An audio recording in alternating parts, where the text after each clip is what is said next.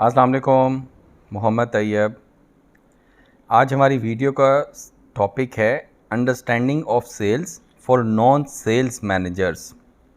यानी ऐसे लोग, ऐसे मैनेजर्स, ऐसे डिपार्टमेंट के लोग जिनका डायरेक्ट ताल्लुक़ सेल्स से नहीं होता, उनको थोड़ी सी ब्रीफ इंट्रोडक्शन मिल जाए कि सेल्स का क्या मतलब होता है।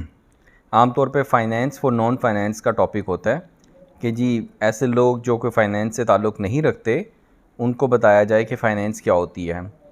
तो हमारी आज की ऑब्जेक्टिव है इसका वीडियो का कि सेल्स की अंडरस्टैंडिंग हो जाए उन तमाम लोगों को जिनका डायरेक्ट ताल्लुक़ सेल्स से नहीं होता। तो सेल्स की डेफिनीशन अगर हम बात करें या सेल्स का मतलब क्या होता है, तो वो है कि any transaction where money is exchanged for the ownership of a good or service.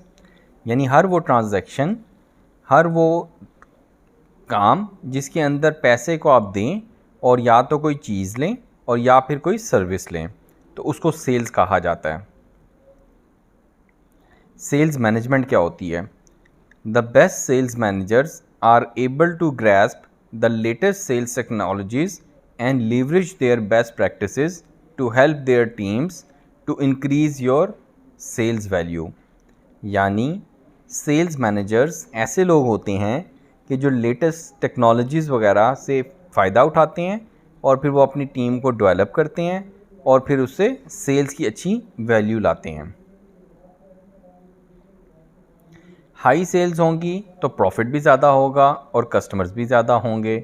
The more customers your company has the more secure it will be. जिस कंपनी के कस्टमर बेस स्ट्रॉन्ग होती है उसकी सेल्स भी ज़्यादा होती हैं और डेफिनेटली उसका प्रॉफिट भी ज़्यादा होता है। टर्नओवर जोन सा है वो बड़ा इंपॉर्टेंट है। टॉप लाइन और बॉटम लाइन। टॉप लाइन आमतौर पे सेल्स की वैल्यू को कहा जाता है और बॉटम लाइन आमतौर पे प्रॉफिट को कहा जाता है। मोर सेल्स मोर प्रॉफिट और more sales contribute to the company's profit. Sales department जो है वो किसी भी ऑर्गेनाइजेशन का वो ग्रोथ इंजन होता है। अगर हम किसी कंपनी में से सेल्स के डिपार्टमेंट को माइनस कर दें, निकाल दें, तो फिर उसके पीछे सेल्स नहीं होंगी तो कंपनी ग्रो नहीं करेगी। A sales department should constantly evolve, so you should try to close more deals while you provide useful feedback to the rest of the business।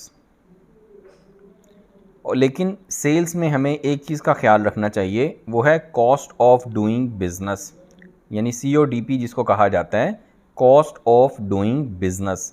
हमें ये इफ़ेक्टिवली मैनेज करना चाहिए। If a business incurs significant cost, it's net profit will decrease. मैंने आपको पहले जैसे बताया कि जो टॉप लाइन है और बॉटम लाइन, टॉप लाइन दरअसल सेल्स की वैल्यू को कहते हैं और बॉटम लाइन आमतौर पे आपकी प्रॉफिट को कहते हैं। तो अगर कॉस्ट ऑफ डूइंग बिज़नेस ज़्यादा होगा, अगर आपकी कॉस्ट किसी काम करने में ज़्यादा होगी किसी बिज़नेस में, तो फिर आपकी बॉटम लाइन कम हो जाएगी। तो ये एक वर्ड ऑफ कॉशन है। अब हम बात कर रहे हैं कि ऐसी कौन सी स्किल्स हैं जो कि सेल्स मैनेजर्स को जो हासिल करना चाहिए।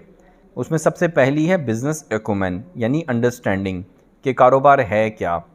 नंबर 2 पे आता है एनालिटिकल स्किल्स, कि वो डाटा को इन्फॉर्मेशन में कन्वर्ट कर सकें। एक ही तरह की इन्फॉर्मेशन होती है, जैसे कहा जाता है कि बिटवीन द लाइंस पढ़ना, तो ये भी बड़ी इंपॉर्टेंट स्किल है सेल्स मैनेजर्स के लिए।